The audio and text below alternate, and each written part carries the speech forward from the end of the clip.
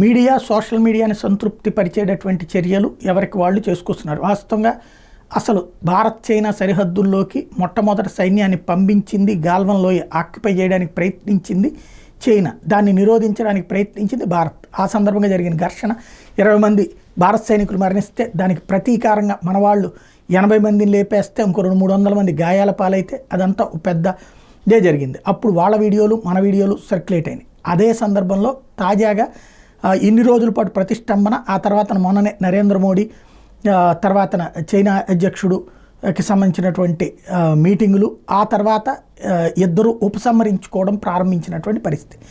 మనమైతే వాళ్ళు వెనక్కి వెళ్ళాకనే వస్తామని చెప్పాం, వాళ్ళు వెనక్కి తీసుకెళ్తున్నారు అన్నటువంటి చెప్పుకొస్తున్నారు. లేటెస్ట్గా మాత్రం ఇండియన్ ఆర్మీ నుంచి ఒక వీడియో వైరల్ అవుతోంది. అదేంటయ్యా అంటే, అప్పట్లో కొంతమంది చైనా సైనికుల్ని ఏదైతే PLA పీపుల్స్ లిబరేషన్ ఆర్మీకి సంబంధించినటువంటి సైన్యాన్ని పట్టుకుని కట్టేసి కొట్టినటువంటి దృశ్యాలని రిలీజ్ చేశారు. అది ఆర్మీనే చేసిందా లేకపోతే ఎవరైనా ఆర్మీ పేరుతో చేస్తున్నారని పక్కన పెడితే, కరెక్ట్గా ఈ తరలింపు అంటే ఎవరికి వాళ్ళు వెనక్కి వెళ్ళే సందర్భంలో ఈ వీడియోలు ప్రొజెక్ట్ అవ్వడం అన్నటువంటిది సంథింగ్ మిస్టరీగా ఉంది. ఏం జరుగుతుందో చూడాలి.